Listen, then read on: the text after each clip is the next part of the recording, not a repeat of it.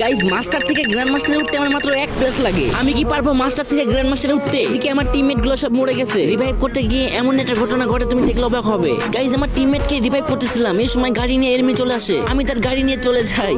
এখনো কিন্তু 4 জন enemy alive আছে। 2টা মাত্র কিল করছি আর আমার কাছে কিন্তু 3টা মেডিকেটই আছে। কিরে ভাই গাড়ির এই অবস্থাকে বুঝলাম না। এর নাকি আমাকে 1 প্লাস দিবে নাকি মাইনাস দিবে? গাইস তার আগে তোমাদের ভাই অনেক কষ্ট করে ভিডিও বানাই, তাও তোমাদের সাপোর্ট পাই না।